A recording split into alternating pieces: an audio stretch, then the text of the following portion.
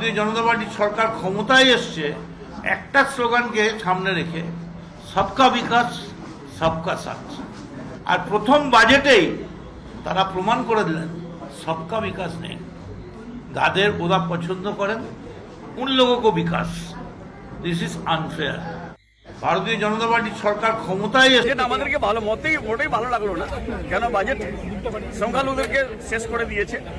এই বাজেটটি যখন আমি সংখ্যালঘু এমআইসি ছিলাম আপনার 2023-21 যখন আমি বাজেট প্রপোজ করেছিলাম হাউসে, তখন 5600 কোটি টাকা ছিল, 5600 কোটি টাকা। আর আজকে বাজেটটা শুনে আমি অবাক হয়ে গেলাম যে শুধু 2100 কোটি টাকার বাজেট করেছে। এর মানে 30% মানুষকে অ্যাভয়েড করে 70% জন্য করা, it is not a complete development. যদি যতই বেঙ্গলকে ডেভেলপমেন্ট করে দিই আমরা, 30% অলওয়েজ লাগে। বাজেট আমাদেরকে ভালো মত।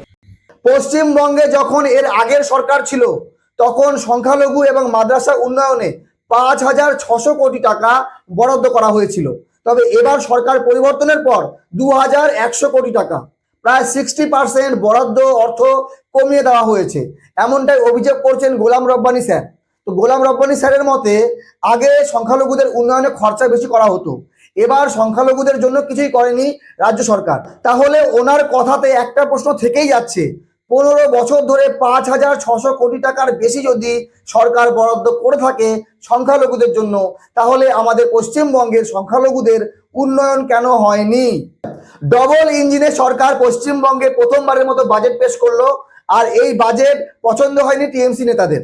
এই বাজেটে সংখ্যালঘু উন্নয়ন এবং মাদ্রাসার জন্য অর্থ কমিয়ে দেওয়া হয়েছে, প্রায় 60%-এর বেশি বরাদ্দ অর্থ এবছর কমিয়ে আনা হয়েছে। গত অর্থবর্ষে 5600 কোটি টাকা ছিল সংখ্যালঘু এবং মাদ্রাসা উন্নয়নে, এবার করা হয়েছে প্রায় 2100 কোটি টাকা। তো এইবার পছন্দ কাদের হয়নি?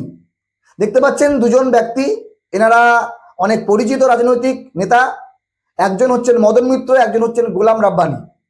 তো এনাদের মতে সংখ্যালঘুদেরকে অসম্মান করা হয়েছে, তাদেরকে অবহেলা করা হয়েছে। দেখেন, প্রথমে বলি রাজ্য সরকারের যে বাজেট, সেই বাজেটে আমি মনে করি যথেষ্ট ভালো হয়েছে, তবে দু এক জায়গায় কাজ করতে পারতো। অস্থায়ী কর্মীদের জন্য করতে পারতো, কৃষকদের জন্য করতে পারতো। কিন্তু মোটামুটি যদি বাজেট বলি যথেষ্ট ভালো। 1 লক্ষ সরকারি চাকরি দেওয়া হবে,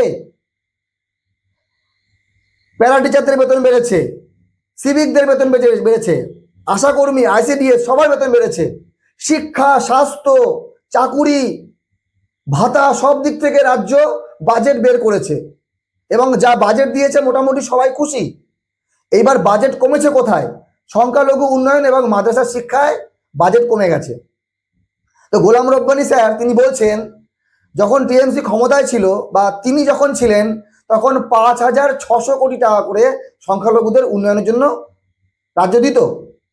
তো চিন্তা করেন, 15 বছর 5600 কোটি টাকা করে প্রায় 84,000 কোটি টাকা। 15 বছর ধরে সংখ্যালঘুদের উন্নয়ন কেন হয়নি? এই প্রশ্নের উত্তরকে দিতে পারবেন এরা? যখন সংখ্যালঘুদের উন্নয়নের জন্য টাকা দিচ্ছিল রাজ্য, তাহলে সেই উন্নয়নের টাকাগুলো যাচ্ছিল কোথায়? 15 বছরে কেন সংখ্যালঘুদের উন্নয়ন হয়নি? এইবার এই যে রাজ্য সরকার বাজেট দিয়েছে, যে বাজেটের ভেতরে অন্নপূর্ণা ভাণ্ডার দেওয়া হবে, সেখানে সংখ্যালঘুরা কি পাবে না?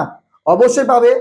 যে সকল আশাকর্মী, যে সকল সিভিক ভলেন্টিয়ার, যে সকল আইসিডিএস কর্মী যারা সংখ্যালঘু, তাদের কি বেতন বাড়েনি? অবশ্যই বেড়েছে।